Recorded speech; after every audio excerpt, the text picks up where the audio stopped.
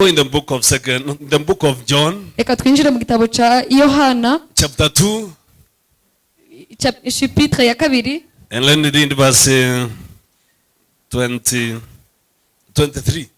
n'umurongo wa 23. We have some few minutes, so we tutakimbia. Dufite iminota mikeya turaza kwihuta. John chapter 2 verse 23. Yohana kabiri n'umurongo wa 23. The Bible says this.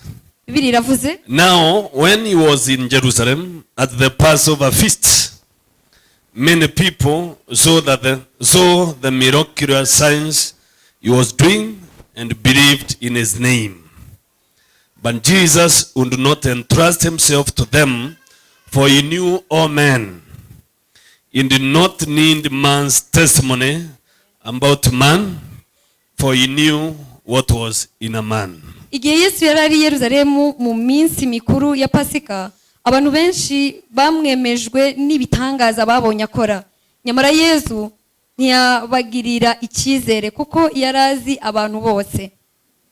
Byongeye kandi ntiyari akeneye gusiganuza ibyerekeye abantu kuko yari asanzwe azi imigambi ya buri muntu. Amen. Amen. Amen. Sasa naomba tu maintain silent. Ubwo rero ndabasaba ko mwatuza, tusiwe na mingi, ntihabe akantu kakongorerana. Silent kabisa. Mutuze rwose. Iwe ni mimi tu na my sister here who are talking. Abantu bagiye kuganira na abantu babiri bari imbere.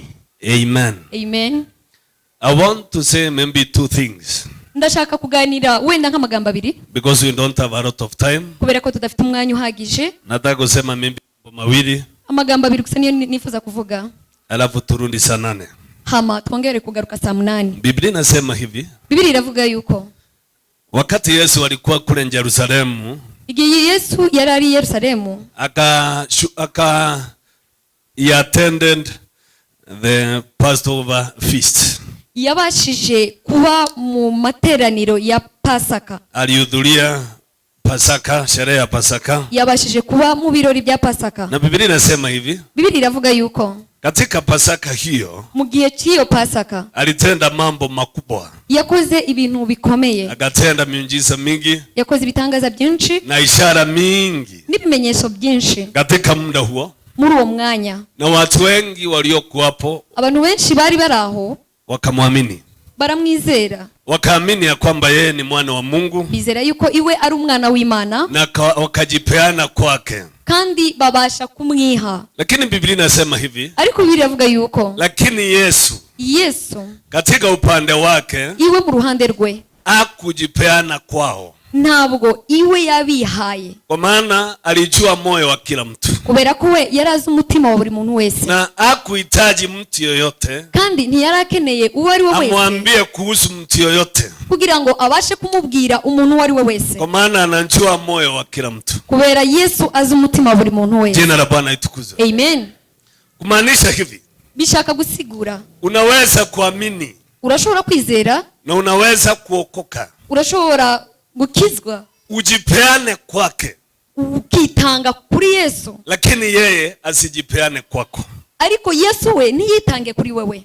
Ntarudia tena. Ndasubiramo kandi. Ni rahisi sana kuamini. Biroroshe cyane kwizera. Na uokoke. Ukakizwa. Na uende kanisani. Ukajya mu ikanisa. Ujipeane kwa Yesu. Ukiha Yesu. Lakini yeye asijipeane kwako. Ariko iwe niyitange kuri wowe. Amen. Amen. Kwa maana kuna vitu ambavyo inamufanya kubera ko hari ibintu bimugize yeye ajipeane kwako. Hari ibintu bimugira kugira ngo iwe yitanga. Amen. Amen. Ili hawe wako. Kugira awe uwawe. Kama vile wewe umemfanya wake. Nkuko wewe wamugize uwawe. Then niseme hivi. Icyo mvuga niki? Asipojipeana kwako, iwe atitanze kuri wowe, hauwezi kushiriki.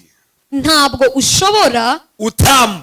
Ntabwo ushobora kumva kuryohe n'ubwiza n'ubuntu wa ufalme wa Mungu, ubwami bw'Imana unayehifadhiwa kwa sababu ya wana wa ufalme ule. Butangwa kubw'abana b'ubwo bwami.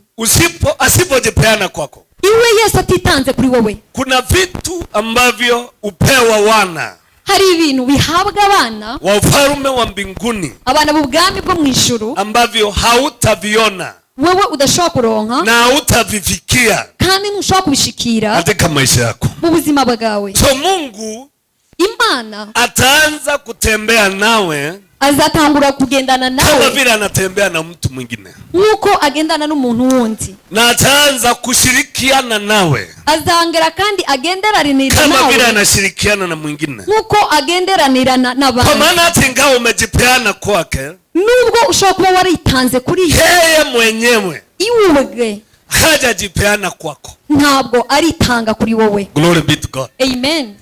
Na hiyo ndio inakuanga shinda kubwa. Icyo nicyo kibazo gikomeye. Panda ya kujipeana Ku igisiguro cyo kwitanga, lakini yeye hajakubali iwe ataremera ajipeane kwako. kwitanga kuri wowe. Kuna mtu mmoja alikuja kwa Yesu, Hari umuntu umwe waje kuri Yesu akamwambia I want to follow you. aravuga ngo ndashaka kugukurikira, Nataka kukufuata. ndashaka kugukurikira. Yesu akamwambia haiwezekani. Yesu aramubwira ngo ntabwo bishoboka. Mtu anataka kumfuata Yesu, Umuntu iyo ashaka gukurikira Yesu anataka kujipeana kwake, ashaka kwitanga kuri Yesu, lakini Yesu anamwambia haitawezekana. ariko Yesu aramubwira ngo ntabwo bishoboka. Wewe hautajipeana kwangu, Wewe ntabwo witanga kuri njye, kwa maana katika moyo wako kubera ko mu mutima wawe kuna viota vya ndege wa angani. hari ibyari by'inyoni zo mu kirere. Wa ndege za angani zinaishi huko, Inyoni zo mu kirere zituye mu na mutima huko wawe, katika moyo wako kandi muri uwo mutima wawe kunaishi mashimo hari imyobo ya mbweha y'ingunzu zinaishi na huko ndani. zituye umwo ngumwe mu Lakini mutima. mwana wa Adamu Ariko umwana wa Adamu hana nafasi ntafite ahantu katika moyo wako mu mutima wawe wa kuegeza ashobora kwegeka hata kichwa chake mwenyewe. habe n'umutwe we wenyine. Hana nafasi katika yako. Ntafite umwanya mu buzima Kwa hivyo bwawe. hata ingawa unataka kujipeana, Kuri ubwo nubwo ushaka kwitanga haiwezekani, ntibishoboka, kwa maana mwana wa Adamu kubera ko umwana wa Adamu apate nafasi. ntafite umwanya. Lakini si ni mtu huyo anasema nataka kujipeana. Ariko se si uyu muntu wahisemo kugira ngo Yes, the one who yitange? is requesting, Iwe yarasabaga, but Jesus is turning down the request. ariko Yesu ntabwo yemeye ubusabe He's bwe. saying no, Yaravuze hoya, it is not possible ntabwo bishoboka for you to follow me. wowe kunkurikira. Glory be to God. Amen. So ili ajipeane kwako, Kugira ngo yitange kuri wowe, huwa anaangalia moyo wako, iwe azareba mu mutima, kwa maana the state ya moyo wako uko uburyo ki umutima wawe uhagaze je umuruhusu niwo ushobora kumuhangura aanze kupata nafasi katika moyo wako, kugira ngo aronke ikibanza mu mutima wawe, ili uanze ku create a room, kugira ngo ubashe gutegura you icyumba, create a room for him gutegura icyumba kiwe to sit in you kugira yicare muri wowe and through over you. kugira ngo abashe kugutwara. That room Icyo cyumba huwa inajengwa nawe. izitegurwa ikubakwa nawe. Glory be to God. Amen. Jambo la pili nitakwambia, Ijambo rya kabiri ndakubwire, God Imana will work with you ikora muri wowe nawe depending with the room bijyanye n'ikibanza wamuhaye, that you have given to him. ikibanza wamuhaye. Mungu atafanya kazi nawe Imana izakorana nawe kulingana na nafasi ile ambayo umempea bijyanye n'ikibanza wamuhaye muri wowe katika maisha yako, mu buzima kwa bwawe, maana he is not an intruder. kubera ko iwe ntabwo aza twaza He igihugu, cannot intrude. ntabwo ashobora gutwaza igihugu, He cannot get in your heart ntabwo ashobora kwinjira mu mutima unless you wawe have around him. mu gihe gusa wowe wamwemereye. And the room that you have given to him, N'icyumba wamuhaye, you work with you depending on that room. iwe akorana nawe bijyanye n'icyo cyumba Glory be wamuteguriye. to God. Amen. If you have not given him a room, Nimba utaramuhaye icyo cyumba, atafanya kazi nawe as a stranger. iwe azakorana nawe wowe Kama nkaho yeye ari ni umushitsi, mgeni. iwe nkaho ari umushitsi. Na Mungu si kama shetani. Imana ntabwo imeze nka Satani. Shetani anambrundoze his way out. Satani we He brundoses his way in. iwe aragira ku mbaraga kugira yinjire, Anajaribu kusukuma. iwe agerageza kugusunika, But God ariko Imana does not brundose his way. iwe ntabwo aza gusunika, He take a possession iwe afata uburyo and he take a room yamara agafata icyumba, and you are around him to take. icyumba wewe wamuhanguriye kugira ngo Hiyo ingine atakuachia. ibindi azabigusigira. Amen. Amen. Kuna wakati utamhitaji, hari igihe uzamukenera atakimia. iwe azaceceka. Kuna kitu utahitaji kutoka kwake, hari ikintu uzakenera kiva kuri we, atakataa, azanga, akanyange kando, iwe ahagarare kwa maana hana nafasi kubera ko adafite umwanya kufanya kwako hicho unachohitaji, gukora kuri wowe cya kindi wowe wifuza. hana nafasi ndani yako, ntafite umwanya muri wowe. kwa hivyo atakuwa amenyamaza, iwe azaba nk'ucecetse, kwa maana unahitaji kitu kubera ko ushaka ikintu he cannot provide, ikintu udashobora guhabwa kwako wewe. Amen. Amen. Watu watumikia Mungu uzakorera Imana mwenye uwezo wote, dukorera Imana ifite ububasha bwose, na tutumikia Mungu mwenye mamlaka yote, kandi dukorera Imana ifite ubutware but bwose. there is nothing, ariko nta kintu na kimwe, nothing na kimwe that is impossible to him.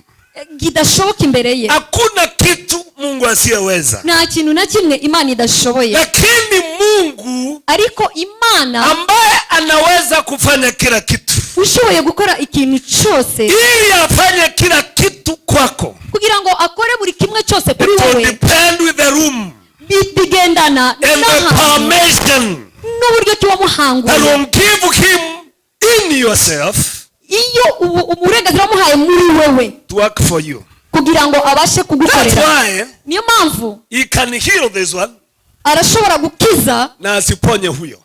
ntakize n'uwundi. Si ati amepungukiwa alipofika kwa huyo, si ukuvuga ngo yageze ku muntu si ububasha ati burashira. ugonjwa huyu si ukuvuga ngo indwara y'umwe hawezi kuponya, ntashobora kwikiza. rasha, hoya, anaweza kufanya kila kitu, arashobora gukora buri kimwe cyose, lakini inalingana ariko bivana na nafasi uliompea afanye kazi ile, n'umwanya wamuhaye kugira ngo akore icyo gikorwa. Glory be to God. Amen. So anakuacha, ubwo rero arakureka, ni kweli umeokoka, ni ukuri warakijijwe, lakini hana nafasi ariko ntafite umwanya katika maisha yako mu buzima bwawe kukufanyia kazi, kugira ngo abashe kugukorera.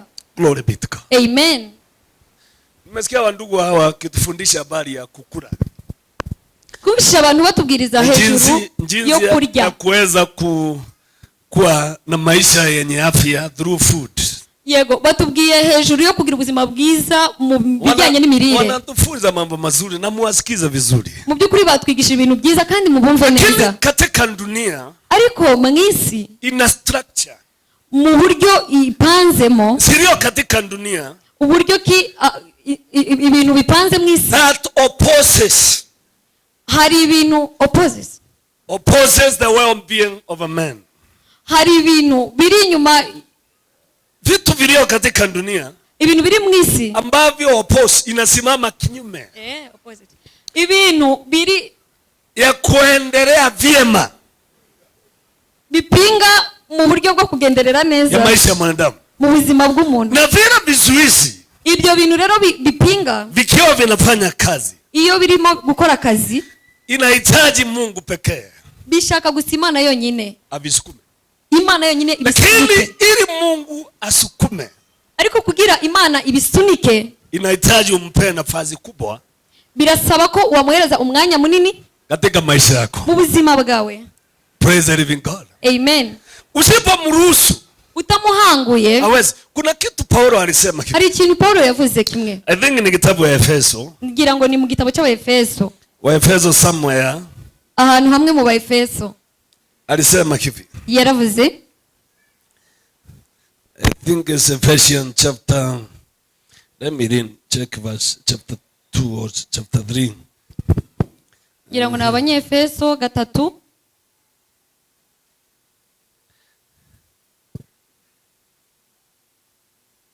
Now let's check verse chapter 1. igice cya mbere Abanyefeso, Then look verse maybe 18. no ku murongo wa 18. I pray also that the eyes of your heart may be enlightened, in order that you may know the hope that which he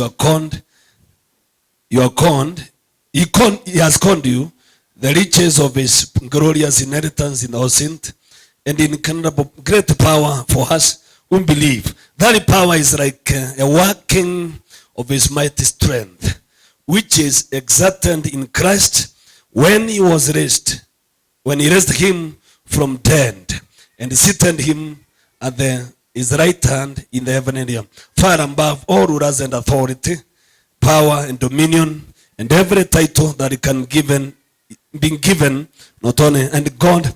No, let's check the other one. Katureba handi. That's chapter 3. Let's go verse 19. Gatatu cumi n'icyenda. And to know this love that surpasses the knowledge, that you may be filled to the measure of all the fullness of God. Now to him who is able to do immeasurable, Amen, more than all, Amen, we ask or imagine, according to his power that is at work within us. To him being glory in the church and in Christ Jesus throughout the generation forever and ever. Amen. Now listen. Mwumvirize rero. Anasema, aravuze, now to him who is able to do immeasurable, more than we can pray and you can imagine. Rero kubwo ibasha gukora cyane ibiruta cyane ibyo dutekereza n'ibyo twibwira. That God is able, Imana irashobora to do above gukora ibirenze the level of our prayer. Ibirenze cyane amasengesho He yacu. can do more than what you can pray for. Iwe arashobora gukora ibintu birenze cyane And he is amasengesho able dusenga. to do Kandi irashobora gukora what you can imagine. ibintu dushobora gutekereza. That our imagination cannot accommodate.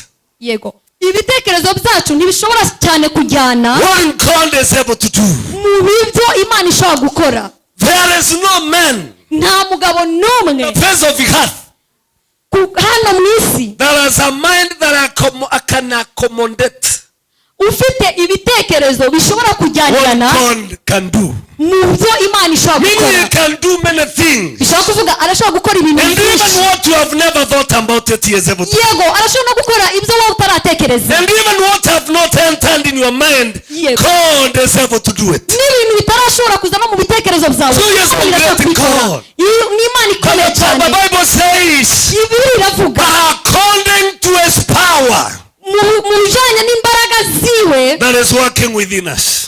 akorera muri twebwe. For he is able to do many things. Birashoboka rero Imana ishobora gukora ibintu byinshi. He is controlled Imana ntabwo irebwa by cyungurwa. a room. Imana gusa ikontorwa n'umwanya wayihaye By muri a wowe. room that you have around him to work for you. Ikintu gishobora gukontorora Imana ni wa mwanya wamuhaye mu mutima Glory wawe. be to God. Amen. He can work that. Yego irashobora And he is gukora. able to do greater things. Kandi irashobora gukora ibintu bikomeye But cyane. it all depends with the room that you have given to. Ariko bijyanye cyane n'umwanya wamuhaye mu mutima wawe. Katika maisha yako. Mu buzima bwawe. Praise the living God. Amen. That's why kuna mtu anaweza piga magoti aombe. Niyo mpamvu umuntu arashobora gupfukama agasenga. Kila shughuli za mbinguni zote sikimie. Ibintu byose byo mu ijuru bigatuza. Lakini kuna mwingine hata akiomba Mungu hatashughulika. Hari nawundi ashobora gusenga ariko Imana ntabwo Wote ni wake. Bose nabe. Wote wameokoka. Bose barakijijwe. Lakini nalingana na nafasi umempea afanye kazi ndani. Ariko bingana n'umwanya wamuhaye ashobora gukora muri kiasi wowe. gani? Ese wamuhaye umwanya ungana gute? Ili atawale. Kugira ngo ategeke. Jambo la pili. Ijambo rya kabiri. Mungu Imana atawali maisha ya mtu. ntabwo itegeka ubuzima bw'umuntu. Kwa maana unaomba sana. Kubera ko wowe usenga cyane. Rasha. Hoya. Mungu atawali maisha yako kwa maana umeomba sana. Imana ntabwo iyobora ubuzima bwawe kubera ko wasenze cyane. Kwa maana ile nafasi Kubera ko uwo mwanya haipeani kwa kuomba sana. Yeah. Uwo mwanya ntabwo uzutangwa no gusenga cyane. Kuomba sana ni vizuri. Yego gusenga cyane ni byiza. Nafasi ile Ariko uwo mwanya peanwa ndani ya mtu. Uwo mwanya utangwa n'umuntu. Kubera ko uwo muntu amejifundisha yabashije kwitoza kusikia neno, kumva ijambo na kujenga kwa neno lile, no kubaka kuri iryo jambo yumvise. Amen. Amen. Yes. Yule mtu amejifundisha uwo muntu yabashije kwiyigisha kusikia neno, kumva ijambo na kujenga no kubaka kwa neno lile. kuri iryo jambo yumvise. Vile ujengavyo uburyo ki wubaka kwa lile neno, kuri iryo jambo, ndivyo unampea nafasi katika maisha yako. ubwo nibwo kumuha umwanya mu muzima bwawe. Be to God. Amen. Kumaanisha hivi, Bishaka gusigura, ukija uwe umepewa neno na Bwana, ujeba wahawe ijambo n'Imana, aidha amekuongelesha, wenda ashaka kukuganiriza, ama canke umelisoma, warisomye, vile utakavyo react kwa neno lile, uburyo ki ubasha kugaragara imbere y'iryo jambo, itaonyesha kama nibyo bigaragaza yuko unamheshimu umwubaha ama unamdharau. cyangwa utamwubaha. Ndarundia tena, Ndasubiramo kandi, juzi wiki mbili zimeisha, amahinga abiri arashize, kulikuja mtu haje umuntu akanipigia simu arampamagara hapo mjini Meru, aho hari mu mujyi wa Meru, ananiambia pastor, I want to see you. arambwira mushumba, ndashaka kukubona. Okay, nikamwambia Malinda within the town, so I will see you. Ndambwira ati ndahagusa mu mujyi, She ndaje was a tubonane. lady, she was a woman, Yari Mama. umugore, almost 60 years. yari afite nk'imyaka 60. Huyo mama Uwo mugore akanipatia pesa amahera ya Kenya shillings 45,000 and some hundreds. yarampaye ibihumbi 5. 45,000. Yampaye ibihumbi 45 by'amanyakenya. Okay? That Kenya shillings. Amafaranga yo muri Kenya. Akaniambia nataka kutoa sadaka, ni mshirika. Iwe ni umuntu wo mu Akaniambia ikanisa, nataka kutoa sadaka yake. ambwira ko ashaka gutanga ituro ryiwe. Aliponipatia, Amaze kuyama, sauti ya Mungu ikaninenea. ijwi ry'Imana riranganiriza. Na nilikuwa na shinda mingi ya pesa. Mbyukuri nari mfite ibibazo byinshi by'amahera, Pesa mingi. amafaranga menshi. Sauti ya Mungu ikaninenea. Ijwi ry'Imana Akaniambia riranganiriza. pesa hicho Arambwira ngo ayo mahera usikure hata kidogo. nturye habe na rimwe. Nataka utume hapa. Ndifuza ko wayohereza hano Zote. yose. Okay, nikasema sawa. Sawa. Nikaenda, nilikuwa ya mtu yule aliniambia nitumie. Nari mfite bank account y'uwo muntu yarambwiye. Nikaenda kwa Equity Bank. Ndaje kuri Equity Bank. Nikaweka pesa ile yote hapo. Shira ya mafaranga yose aho ngaho muri yo account. Nikachukua simu nikapigia ule mtu. Fata telefone mpamagara uwo muntu. Nikamwambia nimeweka kwa account yako pesa kiazigi. Ndambwira ati nashize kuri konti yawe amafaranga iki kirigero. Na nikaacha. Hama ndareka. Nikatoka. Ndagenda. Sasa nimerudi kwa shinda zangu. Nongera kandi gusubira mu bibazo byanjye. Okay? Nimerudi kwa shinda zangu. Subira mu bibazo byanjye. Lakini dakika 5 zimeisha, nilikuwa na 45,000. Ariko nyuma y'iminota 5 yarishize nari mfite amafaranga ibihumbi 25. Lakini nimebaki na shinda. Ariko ngumana ibibazo. Kwa maana sauti ile imenenea. Kubera ko ijwi Kaniambia usitumie hata shilingi moja. Ntukoreshe habe n'uruzaire. Amen. Amen. Nilifanya hivyo Maze kubaha iki kintu. nikitoka kwa bank. Mvuye muri bank. Nikasikia moyo wangu kuna kitu kimeingia.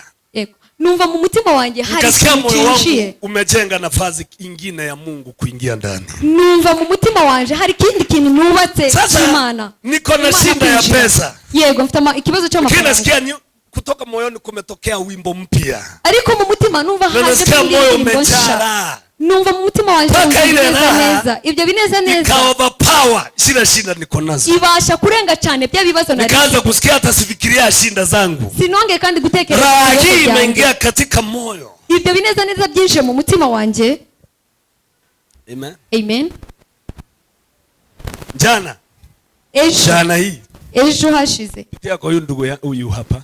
Naciye kuri uyu muvandimwe wanjye uyu hano. Nakanga hapa Ruiro. Iwe atuye hano Ruiro. Sasa ako hapa, kwa hivyo nitamtumia kwa maana ako hapa. Jana ejo alinipatia 5,000. Machi iwe yama ibihumbi 5. Huyu brother 5,000. Uyu muvandimwe. Okay, aliponipatia 5,000 amaze kuziba akaniambia nimenipatia kuna kile tulikuwa tunadili nazo. Nikatoka. Ndahava. Sorry, usiweka kwa simu yangu. Iwe yazibitse kuri telefone yangu. Sasa mimi nikatoka. Ndahava. Nikaingia hapa kwa harusi. Ninjira hano mu bukwe. So ninapanga nitafanya nini? Ndatekereza ndakora iki? Nikaa nimeketi.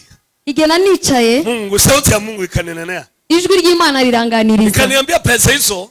Ndambwira ayo mahera. Ugayiye watu hawa. Uyahereze aba bantu. So ni watu 7. N'abantu 7. So kila mtu ni mugayiye 700. Rero buri muntu ngende ndamuha 700. So mkiwa kwa harusi pale bado mnaendelea, Mungu ananinenea. Rero mwari mu bukwe ngiye Imana yakachukua simu yangu. namafata telefone nikawekea fulani 700 shira umuntu runaka 700 undi 700 huyo mwingine 700 undi 700 nikaweka zose ndazitanga. Sasa nikabaki na shinda zangu. Hama ngumana ibibazo byanjye. Nilipofanya hivyo. Sasa nyinyi mko kwa harusi. Mwebwega mwari mu bukwe. Na sote tuko kwa harusi. Twese turi mu bukwe. Lakini Mungu anafanya kazi nami. Ariko Imana ikagikora. Nilipomaliza kufanya hivyo. Maze gukora icyo gikorwa. Nikasikia moyo wangu umepanuka. Numva mu mutima wanjye haragutse. You can only give God the room. Urashobora gusa guhereza Imana umwanya. By hearing his word. Kukwinde gusa mukumviriza gusa. And acting upon it. Kandi ugakora ibyo wumvise. If you cannot do that, udakoze ibyo bintu, even if you pray and fast, habe nubwo wasenga ukaniriza for 4 days, buryo bw'iminsi 40, God will never find a room in your life. Imana nishaka kuronka umwanya mu buzima bwawe. He cannot walk with you. Yes, izakomeza ikorane nawe gusa. He cannot.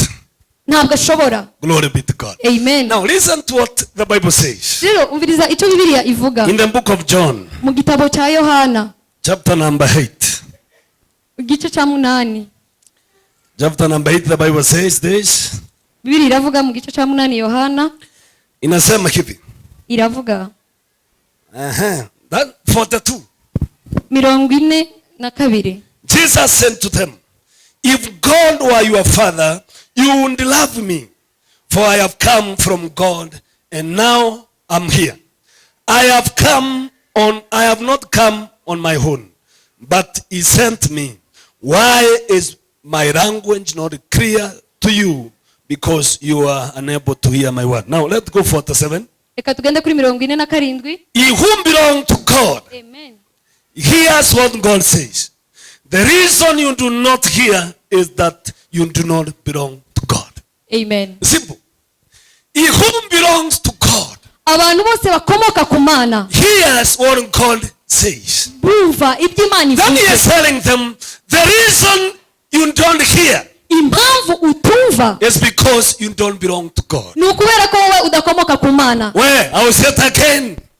Anyone who belongs to God, umuntu wari wese ukomoka ku Mana, he will hear what God says. azumva ibyo Imana ivuze. Then he is telling them, Daniel avuga gutya, the reason you are not hearing God yongera kandi kuvuga impamvu mutumva is because you don't belong to him. ni ukubera ko mudakomoka ku Now Mana. this means this. Bishaka gusigura gutya, The qualification ibintu biranga for you to belong to God kugira ngo wewe ubashe gukomoka is ku Mana. not coming to church.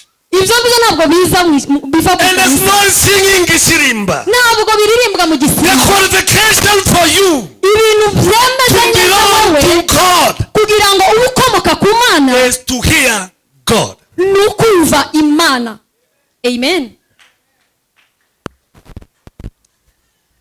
Is to hear God.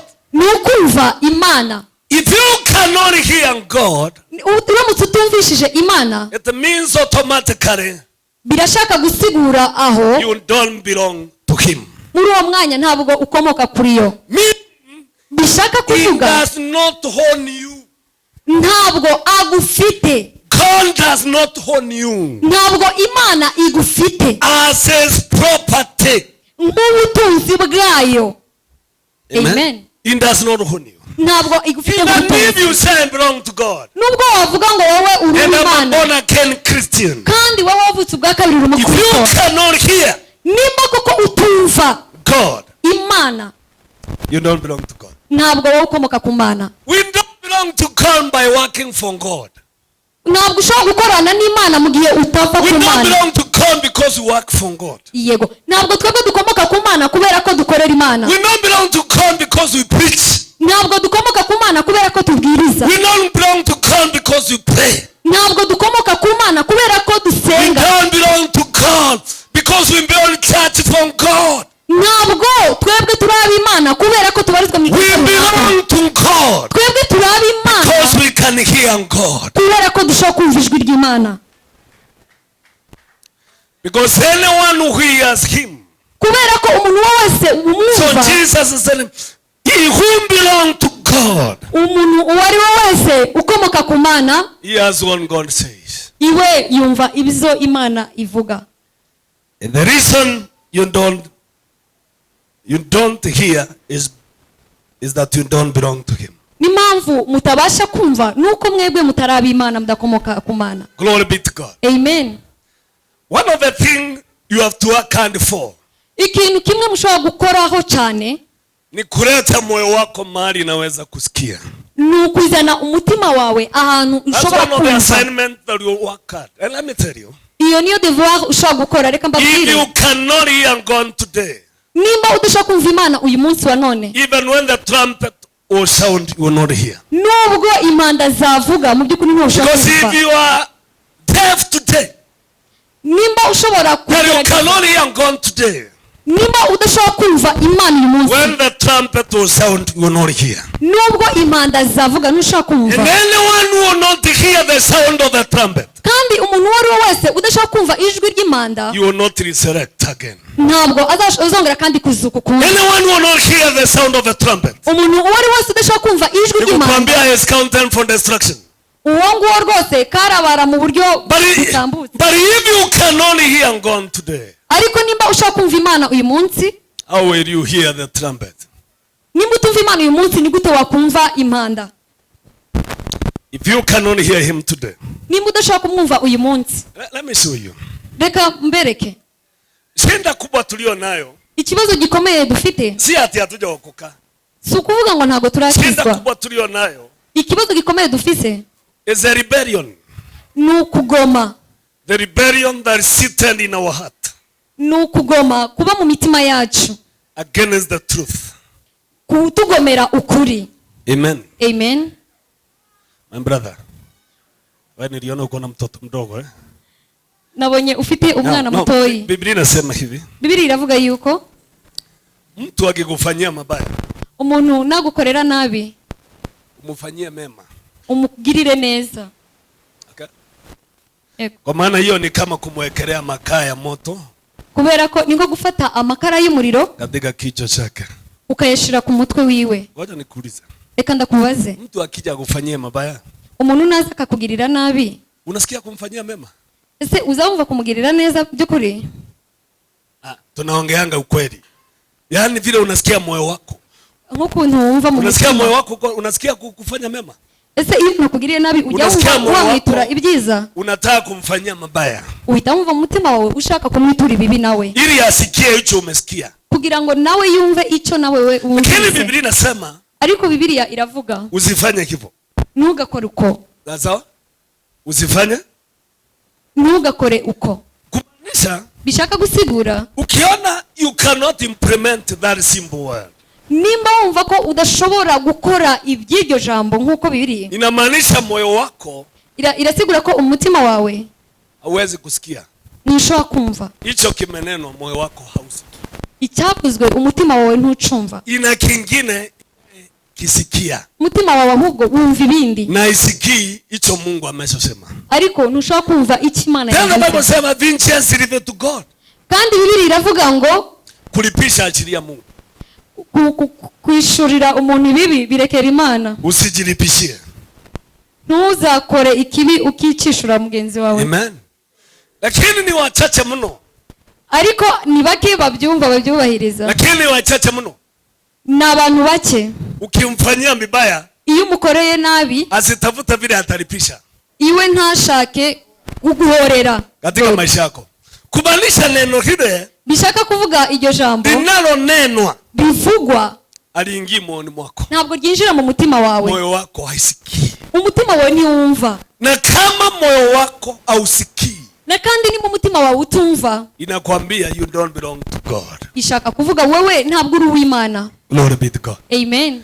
Kwa maana yule ambaye ni wa Mungu, kubera ko umuntu w'Imana lazima moyo wake ufike mahali pa kusikia.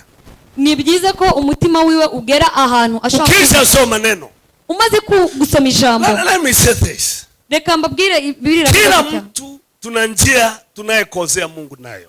buri muntu agira inzira akosherezamo Watu Imana. tunakoza hapa na pale, sawa? tugenda dukosta hano na hano na Lakini hano, uelewe hivi, ariko umviriza iki kintu je, kimenye. ukisha huja uambiwe iyo uje ukabwibwa hicho umefanya ni makosa, ikintu wakoze ni amakosa, je, moyo wako usikia vipi? ese umutima wawe wumva gute? Unaweza sema Bwana ni kweli, Urashobora kuvuga yego Mana ni kuri, aya ni amakosa, na kutoka siku ya leo no kuva uyu munsi hii haitarundiwa.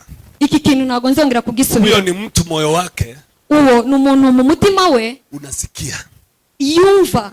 Wengine wetu abandi muri hata ukimukosoa, habe nubwo uwo mukosora atakuchukia, azokwanka, hama ataanza kuinua debate, cyangwa yongere kandi azamure ibintu byo, anajaribu kujitetea, ibintu byo kugerageza ili ajionyeshe vile yeye hayako kwa makosa, kugira ngo abashe kwisigura kwa makosa, kandi mu by'ukuri arazi neza ako na makosa, ko afisa makosa. Kumaanisha ndani ya moyo wake bishaka gusigura ko mu mutima wiwe kumeketi mbegu ya ukaindi, harimo umutima w'ufunga mutwe inayekaindi Mungu, afungira Imana umutwe. Kwa nini Daudi aliitwa mtu wa Mungu? Nukubera iki Daudi yiswe umukozi w'Imana? Si ati Daudi yakuwa na makosa, si uko Daudi atarafite amakosa, lakini Daudi aliitwa mtu wa Mungu. Ariko Daudi yiswe umuntu w'Imana wakati nabii alikuja kwake, igihe umuhanuzi yaje wiwe, akamwambia Daudi, arambwira ngo Daudi, hivi ndivyo Mungu anasema, uku niko Imana ivuze, wewe umechukua mke wa Uria, wewe watwaye umugore wa Uria, ukarara na yeye, murasambana na ukaua mumewe, kandi wica umugabo wiwe, na Mungu amekimia. Imana yaracecetse. Sasa Mungu amekwambia hivi, noneho Imana irakubwiye uko atachukua mke au wake wako, azofata aba bagore bawe, atapeana kwa mmoja wa nyumba yako, abatange kuri umwe wo mu nzu yawe, na upanga, n'umupanga hautawahi koza nyumba yako, ntabwo uzova mu rugo rwawe agusubirira. Daudi alipoambiwa hivyo,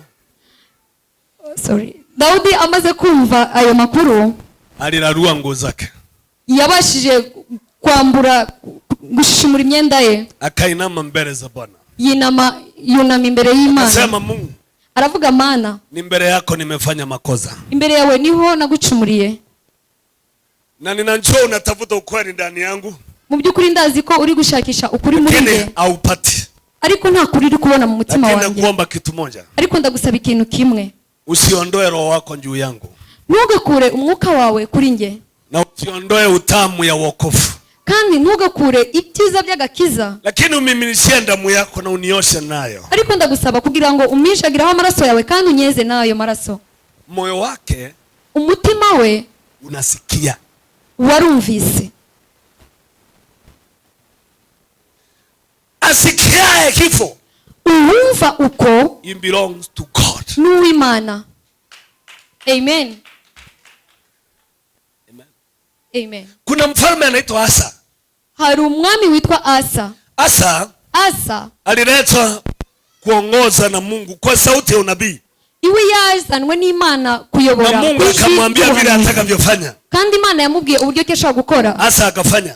Asa arakora. Wakati moja, ariko umunsi umwe, Asa kukatokea vita, haza kuba intambara, akatafuta msaada kule Misri, aza gushaka ubutabazi Misri. Mungu akatuma nabii yule, Imana ituma wa muhanuzi, akamwambia, naambia Asa hivi, arambwira ngo genda ubwire umwami Asa, wakati alipigana na Asiria, mu gihe yagwanye na Siria, mimi nilimpea nguvu, jewe namuhaye imbaraga. Kwa sasa, ariko kwa maana amekataa kuniamini, kubera ko yanze kunyizera, akaenda kutafuta msaada Misri, aja gushaka ubutabazi. Mwambie hivi, mubwire gutya, atakufa, azopfa.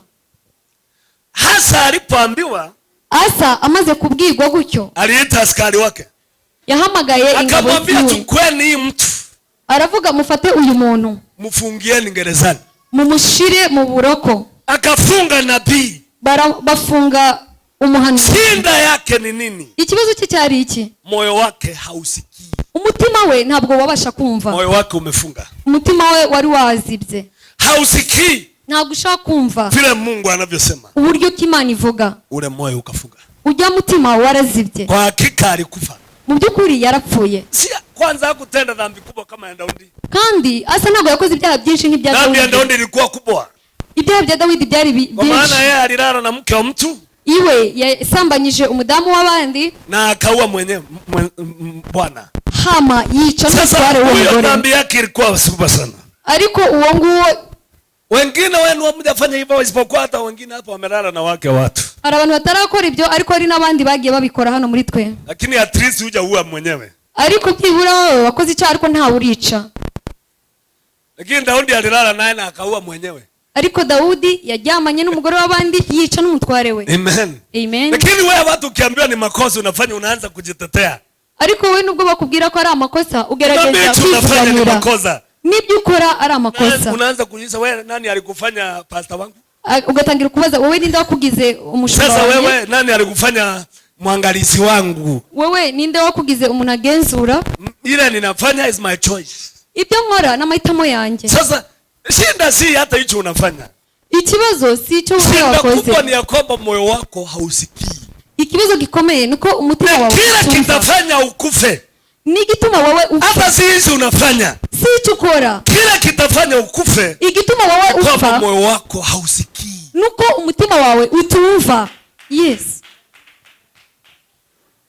Because you don't hear. Kubera kutumva. Ili ukija uambiwe hicho umefanya ni makosa. Gira uze ubwibwe ico wakoze ni makosa. Wacha mambo ya kujidefend. Nyabuna reka ibintu byo kwivuganira. Usimame useme ni kweli. Uhagarare uvuge yego nukuri. Ni kweli nimefanya makosa. Mu byukuri nakoze amakosa. Mtu huyo anaweza kutembea na Mungu. Mwene wa muntu ni umuntu wabashije kugendana n'Imana. Maana moyo wake. Kubera ko mu mutima wiwe unasikia. Urumva. Praise the Lord. Amen. Yesu akasema hivi. Yesu aravuga gutya. Sura ya 5 tumalize naona masaa imekwisha. Ijambo rya 5 kugira duheraheze ndabona amasaha agiye. Ya Yohana sura ya 5.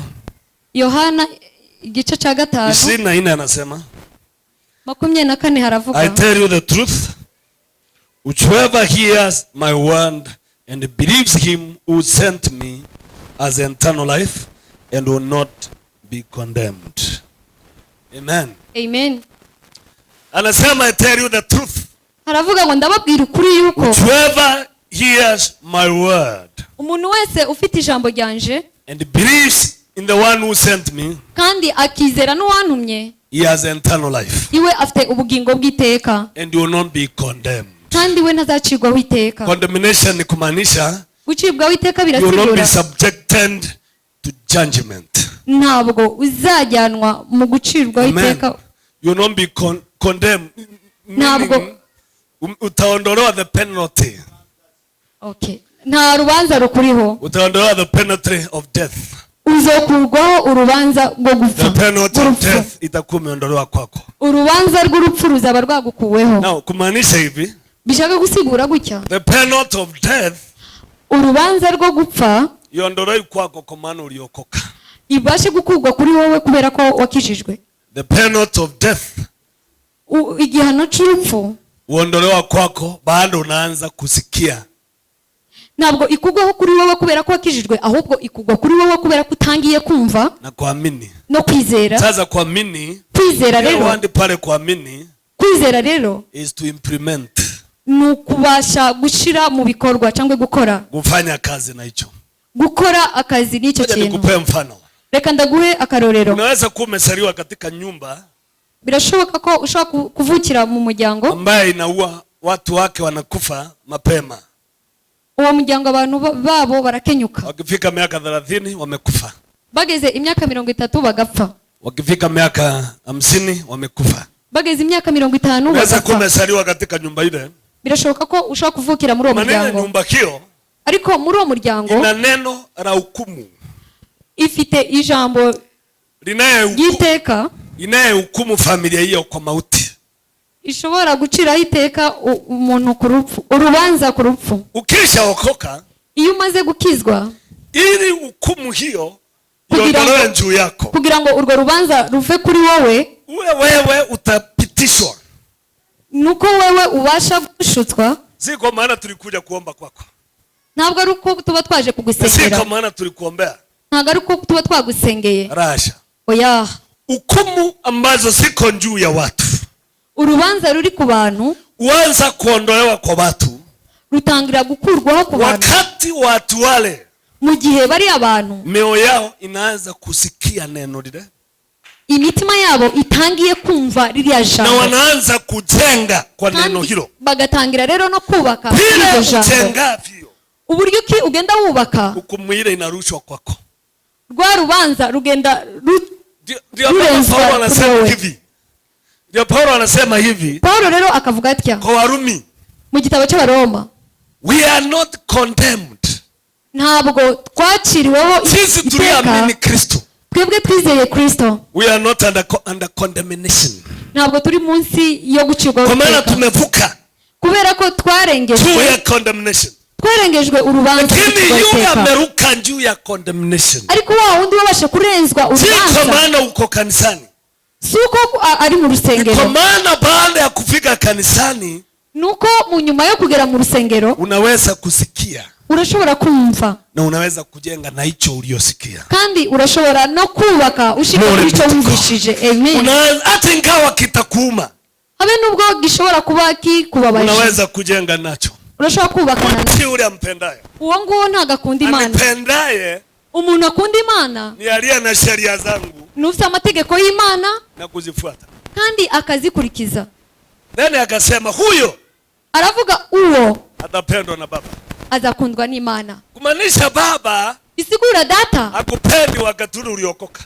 ntabwo agukunda cyagiye wakijijwe. Hata Biblia inasema mmoja akiokoka malaika ndio wanaimba mbinguni. habe n'ijambo riravuga umwe iyo akijijwe abamarayika nibo baririmba mu Si ijuru, Mungu anaimba. ntabwo ari Imana Hata iririmba. God is not moved. habe n'Imana ntabwo izayishaganya na gato, Atatemoshi ati mmoja ameokoka duniani. kandi ntazajugumishwa ngo umuntu umwe Mungu yakijijwe. anza kumpenda. Upendo wa Mungu urukundo rw'Imana uanza kudhihirishwa kwa mtu rutangira kugaragara ku muntu wakati mtu ule amefikia neno lile na sheria, mu gihe wa muntu yageze kuri rya jambo n'amategeko, anaanza kujivalisha.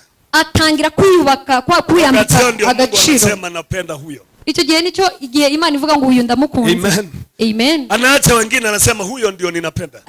akabareka abandi akavuga uyu niwe nkunze. Mnakuja kanisani mnyote mnaimba, mukaza mu rusengero mwese lakini Mungu mukaririmba, anasema napenda huyo. ariko Imana ikavuga uriya niwe nkunze. Kwa maana huyo kubera ko si kanisani tu amekuja, ntabwo ari mu rusengero gusa yaje, amekumbatia sheria, iwe yafashe yubashe ameanza amategeko, kujenga nacho, atangira kuyubakana, amekumbatia sheria. yabashije gufata cyane akomeje amategeko. Yesu akasema na mimi pia Yesu aravuga nanjye ubwanjye nitapenda mtu aina hiyo. nzakunda umuntu ameze nk'uwo. Na Yesu akipenda, kandi Yesu ntiyagukunda nsiyeri maanisha nzamwihishura, nitamfanya anijue. bishaka kuvuga njyewe nzamureka In a amenye personal level. mu rugero Si vile alisoma kwa Biblia. rutari rwa rundi yasomye kuri kwa kundi ansoma muri Bibiliya. Nitamfanya anijue mimi. nzamureka amenye njyewe. mu gihe umuntu gufata ko matana n'amategeko. Praise the Lord. Amen. Hivyo ndio upendo udhihirishwa. uko niko urukundo rumugaragarizwaho Hata huku duniani. habe ne hano mu isi.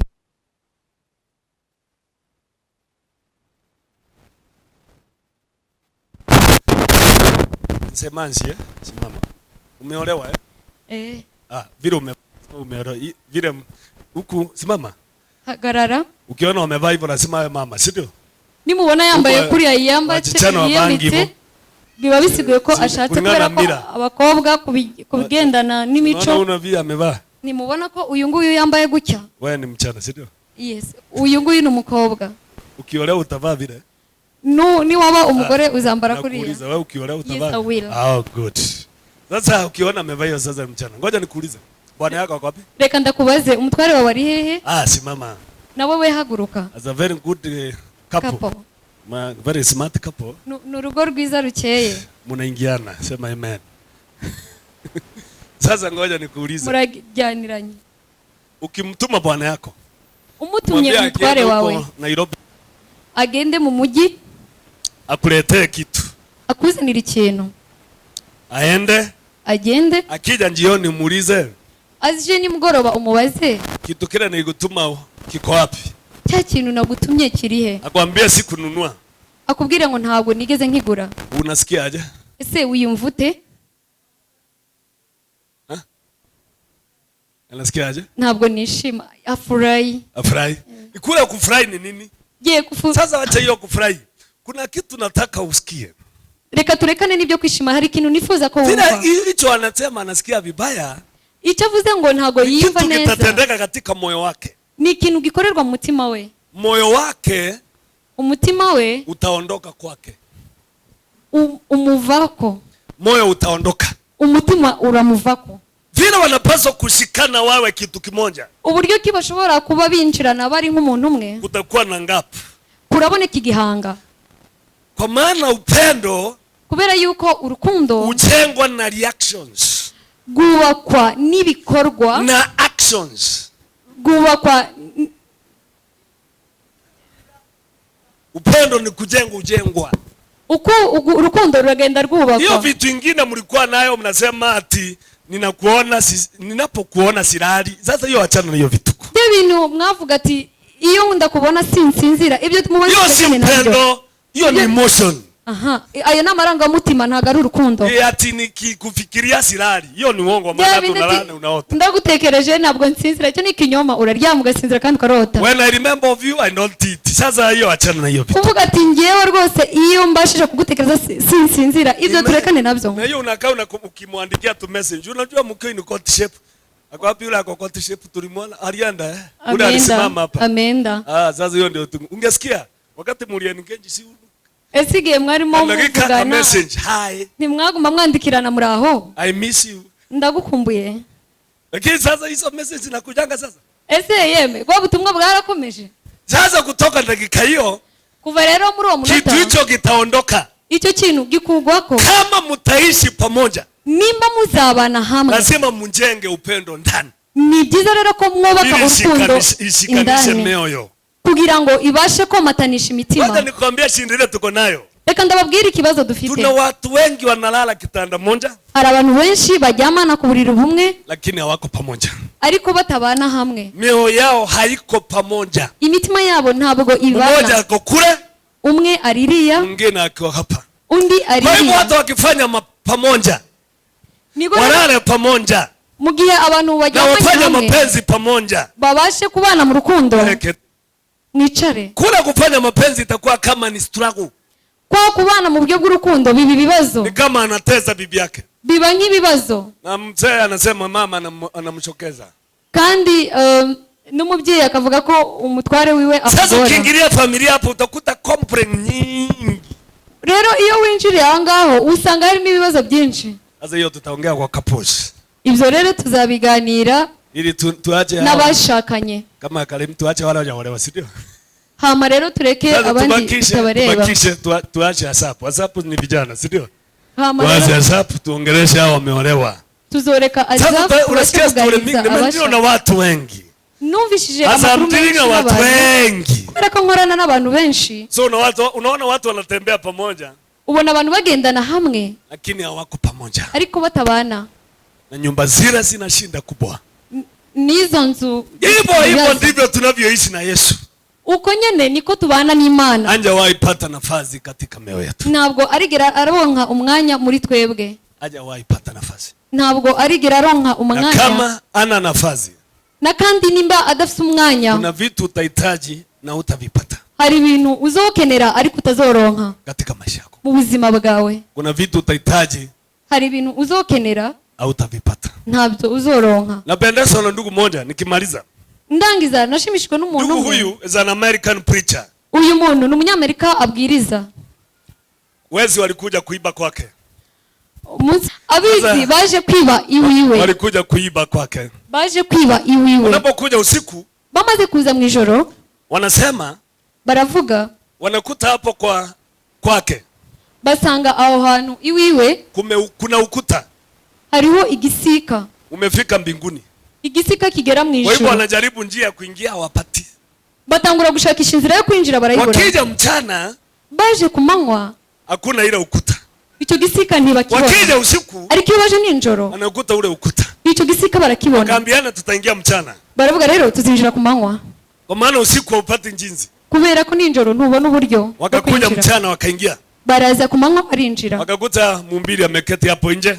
Basanga umuvuga butumwa yicaye aho hanze. Wakamwambia wakamsalimia. baramuramutsa. Akamwambia sisi ni wezi.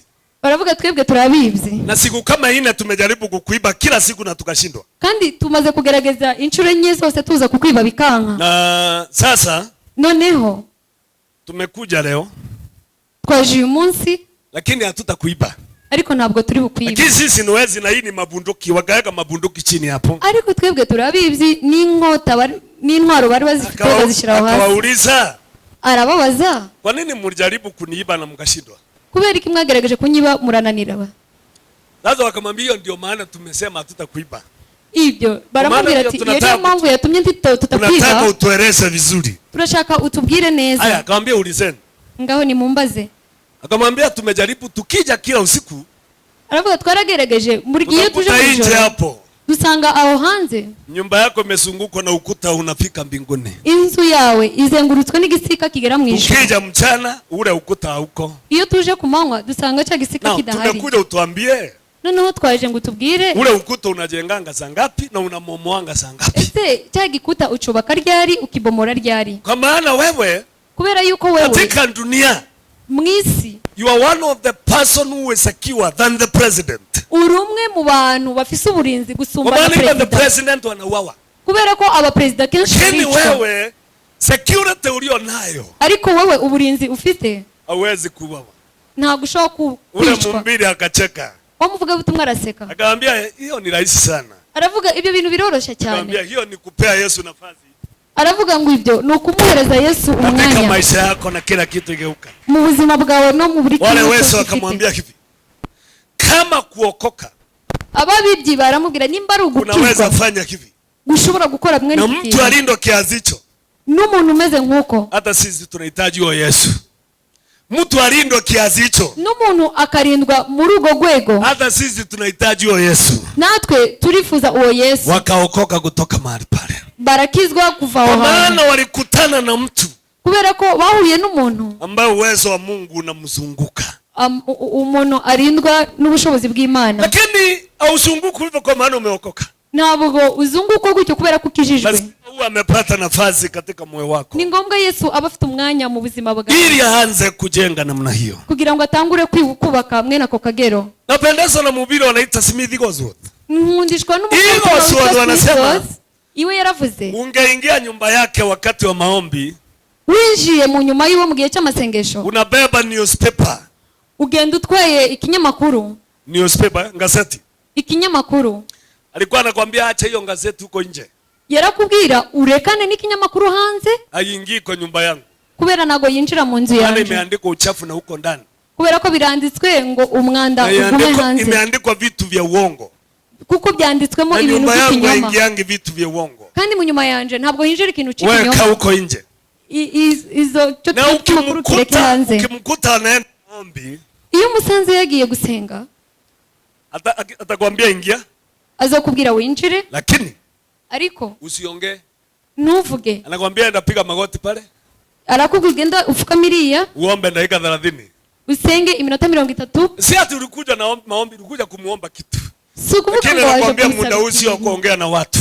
Arakubwira ati aya masasa yo kuvugana n'umuntu. Anandiscipline. Kandi mu buryo bwibashe. Atakuweka hapo saa 1:30. Arakureka aho ngaho nk'isani n'igice. Ambia kuja sasa nilikuwa niongee na Mungu ana wa 30 minutes. Arakubwira ati nari kuganira n'Imana isa n'igice. Ubu rero n'umwanya wo kuganiriza abantu. Mtuyo kabla haja kufa. Uwo muntu mbere yuko apfa. Alifufua watu 26. Yabashije kuzura abantu 26. Watu 26 aliwafufua. Abantu 26 yarabashije. Kwa uwezo aliokuwa naye. Kumbaraga n'ubushobozi yari afite. Akija kwako. Yaje wawe. Wanza kumwambia unajua habari ya Pastor Benjamin. Kumubwira ati uza amakuru ya Pastor Benjamin. Kumwambia habari ya watu. Iyo utangiye kumubwira amakuru y'abantu. Alikuwa anasimama. Yarahaguruka. Anachukua kofia yake anavaa. Agatwara ingofero y'umukambara. Koti anavaa. Anatoka. Nikoti yakambara akagenda. Anatoka. Akagenda. Mulango utasikia mtu amegonga na ameenda. Ukumva ku muryango umuntu yaguze. Kwako hata wahi kanyanga tena. Habe ni wawe nazongera kugaruka. Hata ukiwa mhubiri mwenzake. Ariko iyo uri hata wahi kanyanga kwako. Habe nubwo bumvuga butumwa mugenzi we ntashaka kugaruka wawe. Anasema mtu anayeongea mambo ya watu hana ya Yesu. Arakubwira ati umuntu uganira amagambo y'abantu ntafite ay'Imana. Ule unaona akiongea ya watu ana ya Yesu ndani yake. Ujye ubona agenda kuganira amagambo y'abantu ntabafite amagambo y'Imana. Anasema siongeangi ya watu, ninaongeanga ya Yesu. Nawe yakunda kuvuga nge ntago nzanganira amagambo y'abantu nganira y'Imana. Amen. Amen. Akiwa na uwezo mwajabu wanasema yari afite ubushobozi butangaje. Akienda kwa train, aimengia kwa train. Igihe yinjiraga muri train. Akiingia kwa train. Yinjiye muri train. Apitia kama hapa. Train ni gari ya moshi anyuze ngaha. Kama train ipitia hapa. Nka gari ya moshi inyuze hano. Kilomita 1 square. Iyo menye itarazunguka. Mahali amepitia. Kumenya aho uwo mugabo yanyuze. Watu wanaanza kulia wakihitaji wokovu. Abantu bagenda barira. Ana uwezo una affect kilomita 1 square. Yari afite ubushobozi bwo kubasha akiwa amesimama hapa kilometre imwe. Akiwa amesimama hapa. Iyo yabaga ahagaze hapa ingawa ubiri. Habe nubwo atoburiza. Waliokula stage mwiki. Abantu babaga bahagaze nka stage mwiki. Wataanza kupiga magoti walie. Batangira gufukama. Ana uwezo. Yari afite ubutware. Lakini ili ajenge uwezo hule. Ariko kugira yubake ubwo butware. Sikia neno lile. Nukumva rya jambo akajenga naye maisha yake. Amare akaryubakira ku buzima bwe. God is willing. Mu bushake bw'Imana. God is so willing. Imana irashaka. He want to bless you. Irashaka kuguhezagira. And he want to work with you. Kandi irashaka gukorana nawe. But you have to allow him. Ariko ni byiza ko umuhangura. You have to allow him to do greater things. Ni byiza ko umuhangura kugira ngo akore ibihambaye. Let us create a room for our God. Reka dutegure umwanya mwiza w'Imana rya Yesu. Let us run to young God. Reka twige ukumva Imana. Build in His word and we shall be blessed. Kandi tubashe kubaka mu izina ryayo kandi ijambo ryazahezagirwa. Reka amahoro y'Imana. The Lord that surpasses the understanding of men. Iri hejuru cyane y'ibiyumviro by'abantu. Rest upon your life today. Bigume kuri mwebwe uyu munsi. And forever. Niteka. In Jesus name. Mu izina rya Yesu. Nitakuombea za hiyo ingine. Ndagusengera mu yandi masaha.